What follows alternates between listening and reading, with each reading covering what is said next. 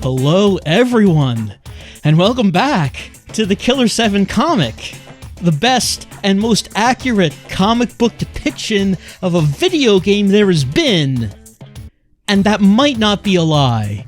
It might actually be the truth. That doesn't mean it's good, but it might be the most accurate comic book depiction of a video game that there has ever been, and ever been since this was made? Tell me a more accurate one. Tell me. You can't. Maybe the old Nintendo Power comic of Super Mario. Like, maybe that was a bit more accurate. I don't know.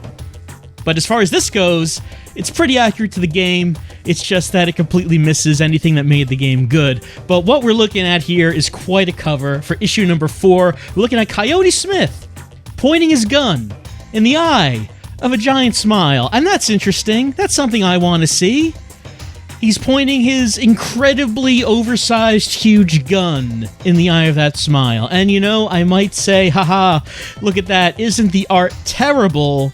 But I do remember that in the manual, Coyote's gun was ridiculously huge, even though it is not in the game, so the artist might have just been using the manual version of Coyote as the model. So I can't blame them for that one. I cannot, even though I would like to. I would also like it if Coyote's gun was actually that big in the game. That would have made his gun more interesting, but it is not. What's happening in the background? There's like a bucket of paint, labeled paint, yellow paint, it's falling, and you see the person who was painting, I guess, is like hanging onto some pipes, yelling, oh no, what's happening? This man is fighting a Cyclops giant. I don't know what's going on. I don't remember that guy in the game, but he's there. And Coyote fighting this giant smile can only be one thing, and that it is time to enter Ulmeyda City, the perfect society, to go after Andre Ulmeyda. Issue 3 ended with Ulmeyda appearing on the TV. He didn't give his message yet, though, but he's about to, as we begin issue 4. El Dazo illustrating once again. Once again, El Dazo. Maybe El Dazo will do better this time. I don't know. We will see. It begins, I mean, pretty accurately to how the game goes, except that Ulmeyda's message in the game, when it was done, Garcian was in his trailer house. This time he is in the cafe with Kasai, and he says that he is Andre Ulmeyda, and he is a man with a plan. People come to him for salvation. I do like that they wrote it with the same emphasis on his pronunciation, and his shirt is correct. The shirt says Texas Bronco. They corrected the mistake, and I'm happy about that. I'm proud of them for that. I'm proud of El Dazo for correcting that. I have a hunch something bad's gonna happen. Take this Spike Girls concert going on right here. Misspelled here, though. He clearly pronounces it right here. And he is looking at the sign of the Spike Girls. His brow and nose furrowed. I'm going to call that furrowed. I'm going to say that maybe the bridge of his nose is growing a mouth. I might also say that's what's happening right there. But we'll call it furrowed. Something very bad is going to happen here. Garcian turns his head, wondering what could this possibly be. The issue is called Welcome to Paradise, as of course we will be entering Paradise, Ulmeyda City, in this issue. You know, the kind of people that come to these Spike Girls concerts. These dudes have got energy to spare. We're talking guys who jack off 4 times a day. I think it was it beat off? It was beat off 4 times. It's very important to get it right. This is an epicenter of energy, man. Oh, goodness. But these Spike Girls they love, they're an illusion. Just an illusion, man. But in the new age, there's no fooling them. No, sir. They won't be fooled by illusions no more. And why is Ulmeyda's face melting? Why is his face melting? Ulmeyda has opened the Ark of the Covenant, and he is now melting alongside the Nazis. It was a big mistake. He should not have done that. This is not how the game went. Except, no, he is not melting. Rather, he's coming. Oh, God, I'm coming. And then Bakroom in the background. Bakroom. As Andre drops to his knees and says, "Praise the Lord, I'm coming. Woohoo!" And he did not say praise the Lord. I'm going to say, He did not say praise the Lord. Again, Ulmeyda is not Christian. His religion is about the human potential. It's not about the divine. Or maybe he considers them to be one of the same, but he never says praise the Lord. He never says that. See, I told you, this is real. He then goes in to his challenge to Garcian. Now, he looks a lot more menacing when he does this in the comic than in the game. In the game, he still appeared rather congenial, but in the comic, oh man, he is turning into some kind of demon right here as he says, "Now, Mr. Garcian Smith, I am challenging you. I want you to find me. What do you say? I have created a new faith. First life." No, faith. Okay, so is not a separate word. It's faith. It's how they're writing it there. It's accurate. It's accurate. And if you don't find me, first life won't have meaning. So I'll be waiting for you. Garcian looks on, rather displeased about the whole thing. Garcian, he's a stern character in the game. He's just angry all the time in the comic. They just take that up to 11 in the comic, where Garcian is just miserable and, has disdain for everyone. And he's just staring at Andre Ulmeyda and the exploded stadium behind him. And then the TV zzz. And then we see the Matrix. And oh man, while the Matrix is on the TV, we see Samantha and Harmon. We know what's going on here. We saw this scene. Garcian walks in and flicks the lights. And then Harmon is awake. Samantha, the dutiful maid. Harmon says that he senses trouble to the south. Garcian informs him about Ulmeyda. Harmon asks, is he a prophet? This is not what he asked in the game. In the game, he asked if he's a revolutionary, meaning someone like Kun Lan who is trying to upset the established order of the world, upset the status quo. Ulmeyda is not a revolutionary in that sense. He is not fighting on anyone's side except his own, except Andre Ulmeyda's and his followers. Garcian mentions that he thinks God speaks to him. No, that's really never comes up. The subject of God really never comes up in Cloudman. Ulmeyda never mentions this. The townspeople, some of them mention Ulmeyda as being God. Ulmeyda never actually mentions anything about God or the divine in that entire chapter. Talks about First Life, fastest growing corporation in the world, though in the game it didn't seem like anyone had heard of it. Garcian also mentions that he's connected to the Yakumo. In the game, once again, this never comes up in Cloudman, though Garcian in the comic is correct. Andre is connected to the Yakumo.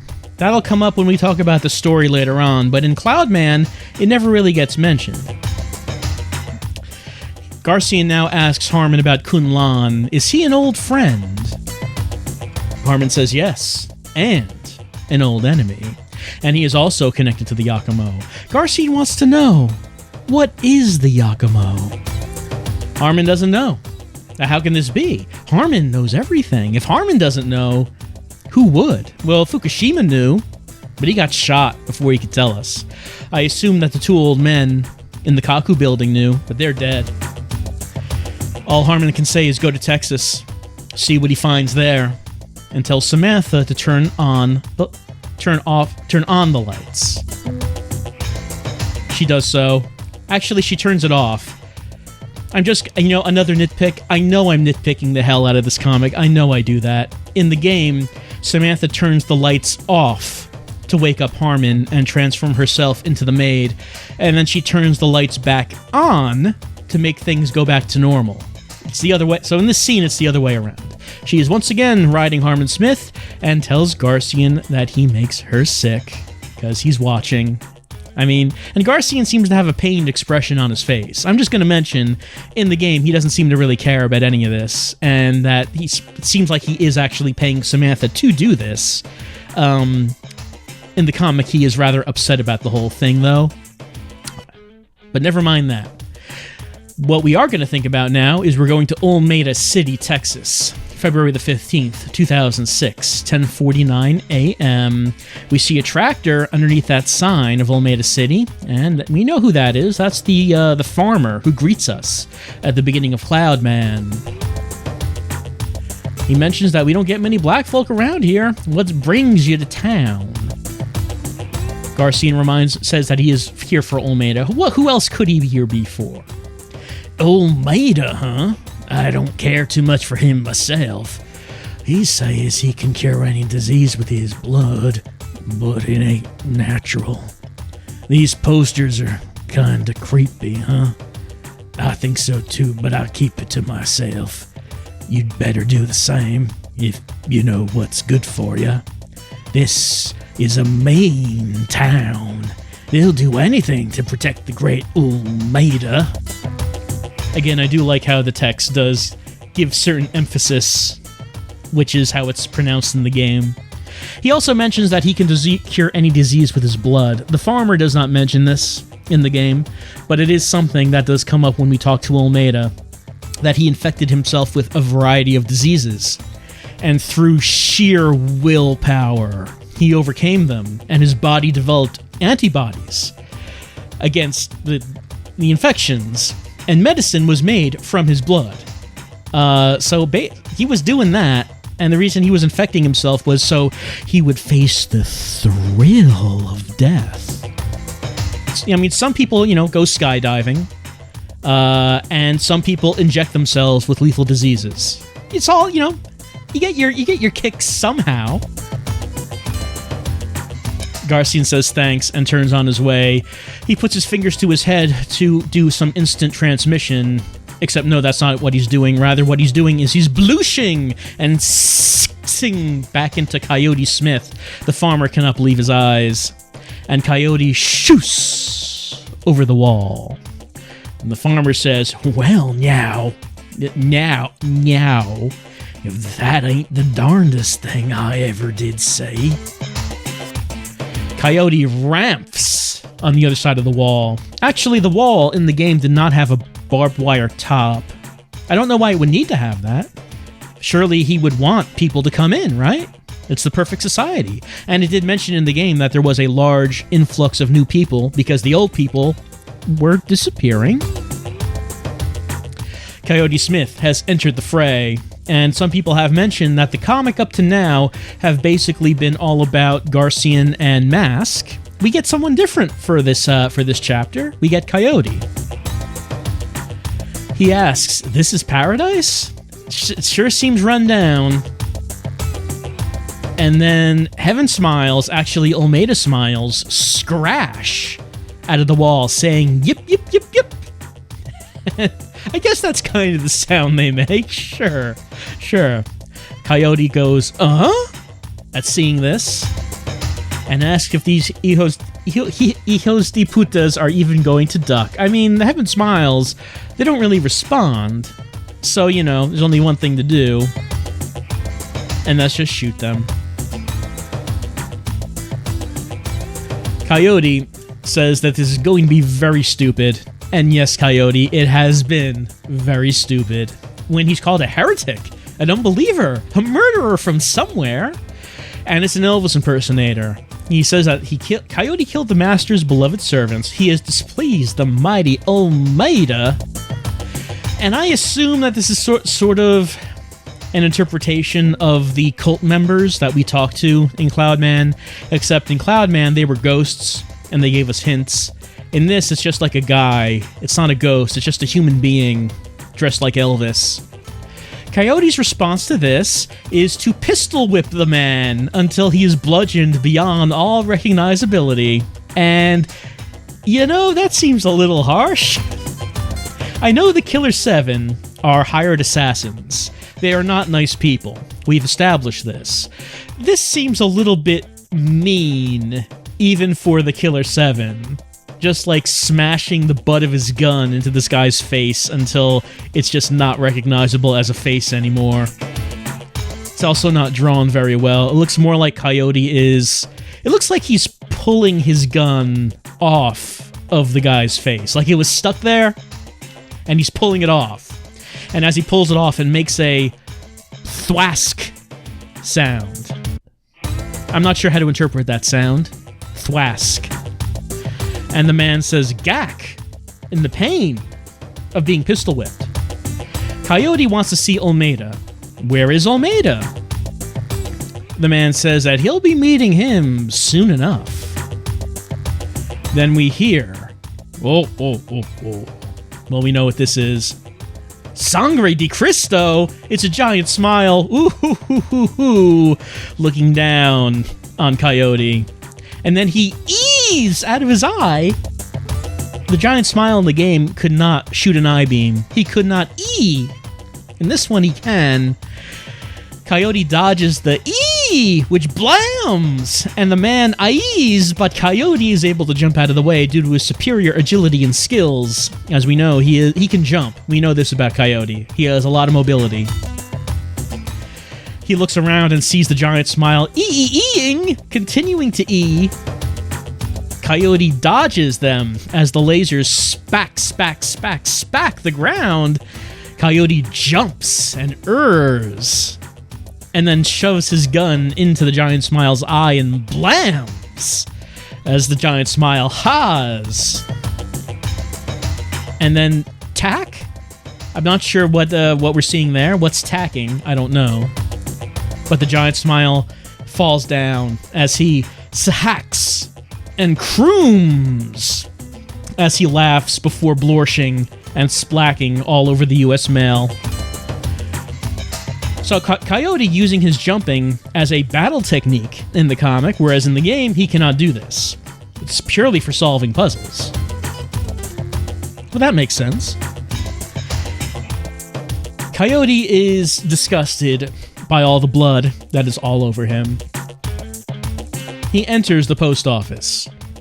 He is greeted by April O'Neil, who I guess her reporting career did not work out, so she has moved to Texas, and she's the clerk in this post office. I guess is what's happening. And, just another inconsistency I'm going to mention. I know it's a little thing. I'm just going to mention it. But the girl was not the clerk in the post office in the game. She was in the pharmacy.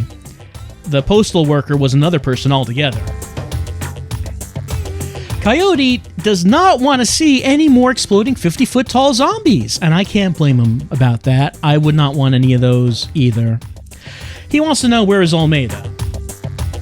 And April says that you've done well to make it this far. Looking for Ulmeyda, I won't have anything to do with that disco freak. And she is unpleased with the people who have moved into town with weird smiles. And Coyote says that there's a new sheriff in town. What is happening with Coyote's face? What's going on there? What kind of expression do you think that is that he is pulling right there? And it looks like, I don't know, something is sort of flying off of his face, on the sides of his face, or those flies buzzing around him. I'm not sure. There's a whole lot about this that I don't understand, and I don't really know what kind of expression Coyote is trying to give off right here. The postal worker seems unimpressed. She begins to say that she's lived in this town her whole life, but so did Ulmeyda. Ulmeyda, he did drugs? He stole things? He just wasn't CEO material, let's say. But he created First Life. How did he do this? She tells him that to go down to the big old concrete bunker, First Life's on the other side, and Ulmeyda told her to tell him. Coyote says, okay, thanks. Surprised that someone was actually kind of helpful.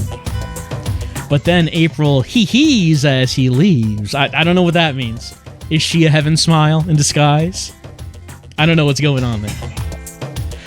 Coyote leaves. He sees a bunch of Elvis impersonators and asks them, what the hell are they looking at, man? He continues walking, and Iwasaru drops down. Remember, in the comic, he's not a ghost. He's just a man on a bungee cord, which makes it a lot funnier. Iwasaru says that this is really harsh, and on the other side, he'll find the First Life building. But Iwasaru has discovered that it is not what it seems. The buildings are not what they seem. Ulmeyda is there, along with a clue about the Yakumo, and Ulmeyda is a harsh customer. That really wasn't true, was it? Ulmeyda ended up being a pretty nice guy, at least to us, until he exploded and turned into a smile. But until then, you were getting along okay. In the name of Harmon, as Wazuru bungees back up at his sight, Coyote does mention that he will never get used to how he just disappears like that, as he uses his lock-picking ability to open this lock, and he enters, seeing the First Life building. He enters the building and wonders what as the building starts to E. And then it e's, and then it crashes. And Coyote says, First Life is a fake? Yes, the First Life building was indeed a fake.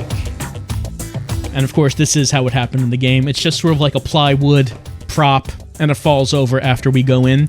What happens next? As we zoom in on Coyote's face as he says that First Life is a fake, it's a great expression, and a great expression to close out this issue of the comic, as the next page is just a preview of something else that this DDP publication was putting out, Eberron, What Becomes of a Patriot Who Fails Her Country? Well, you can find out in August of 2006, because issue 1 is 48 pages, and you can find out all about Eberron. You can also find out about hack/slice hard. Or should that name be hack/slash? Because there's a slash in between hack and slash. Hack/slice hard. The tagline is 6 slashers, 1,000 ways to die, only one way out. And those like Pinhead in the upper right-hand corner. Pinhead, except he has no pins. I see your references. This was also 2006 in October.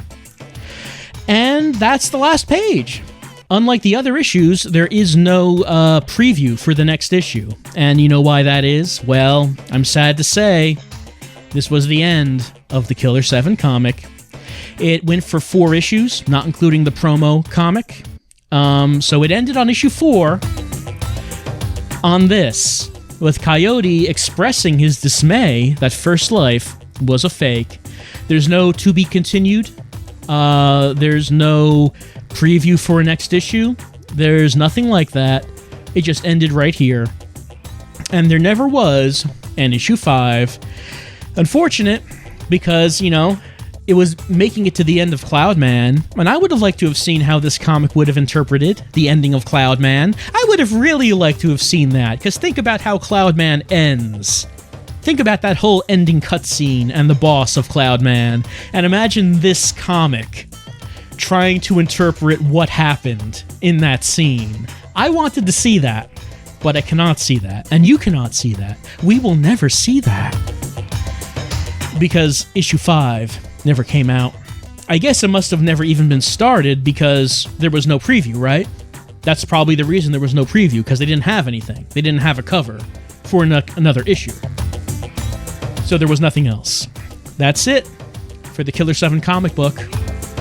The promo comic, issue 0 and issue 1/2, and then issues 1 through 4, ending in the middle of Cloudman, with Coyote Smith discovering that First Life was a fake.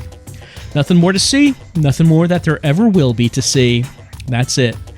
And my mind has not been changed as we've been reading through this. I still feel that this is a comic that completely missed any appeal or any sense of the charm that the video game had. Anything that made the video game good is completely absent from the comic book, and it's just a straight-up telling of the story of Killer7 without just any of the style that made it worthwhile. Because really, when it comes to something like Killer7, the thing that makes it worthwhile to play is the style of it, the way the story is being told, not necessarily the story itself, but how it's being told to you in a very obtuse way, very mysterious way, full of style and mystery and cool music and characters. And the comic just doesn't have any of that. It just takes the story, the setting, and the characters and tells it in a very blunt, unappealing way. But still, I would have been curious to see how it would have handled the rest of the game. But like I said, we never will see that. This was the ending of the Killer7 comic. So we have nothing else to see. This has been Killer7, the comic book. I hope you've enjoyed reading through it with me. And I wish there was anything more that we could see, but there is not. So, I have to say goodbye to you, to the Killer7 comic, and that we'll be back next time with something else, because there certainly isn't any more comic to read. So, I'll see you then.